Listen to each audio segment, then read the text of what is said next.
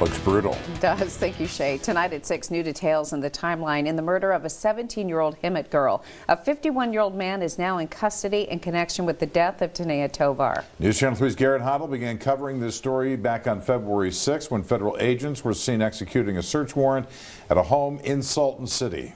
Tonight, he's live in the newsroom breaking down the latest information and the timeline of this case. Garrett. Thanks, Karen. That's absolutely right. In the past day alone, I've received several calls from friends of T'Neya who say she may have visited the Harlequin Court home even before October. Now, these claims have not been independently verified, and law enforcement hasn't said how long she and Abram Feinblum may have known each other.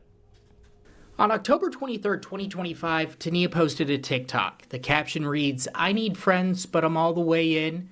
When you swipe to the next image, a map appears. It shows her location in the Salton Sea area.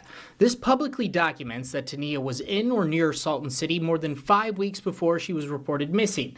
It does not confirm she was at the Harlequin Court home that day, but it places her in the area. Friends also telling investigators they saw T'Neya with Feinblum near 7th Street and Metro in October. That sighting, combined with the TikTok, establishes contact between the two weeks before December. Husband saw T'Neya? He saw the girl in the street walking around. February 6th was the first time we saw the Harlequin Court property in person. What stood out immediately, it didn't feel open. You were talking about when the FBI came and knocked on your door. What did they tell you?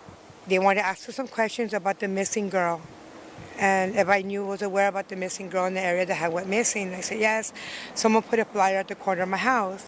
February 6th was the first time we saw the Harlequin Court property in person. Who owns this property? That's a question that we've been asking. What I've been told by neighbors is that about 2 years ago, the original property owner died. That investigation connected to remains found on December 21st near Portsmouth Avenue and New Haven Court.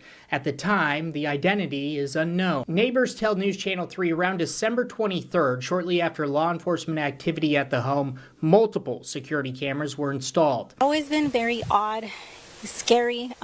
Since we moved here in 2015, we've always called him the scary man in the scary house.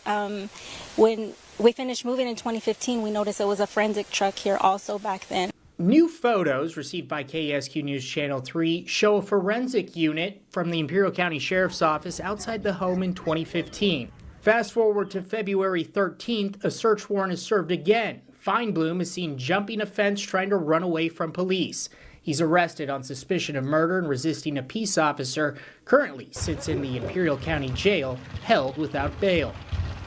Where the investigation stands for now, only partial remains have been discovered. It's a multi-agency investigation and ongoing. Court proceedings are still pending. I've been receiving every single tip, every single clue. I've been checking up on everything, so I have to also thank people for sharing my daughter's story on TikTok, on Snapchat, on Facebook, on all the platforms. I appreciate it so much, because a lot of them didn't know her, but they took it serious and they prayed for her to come home.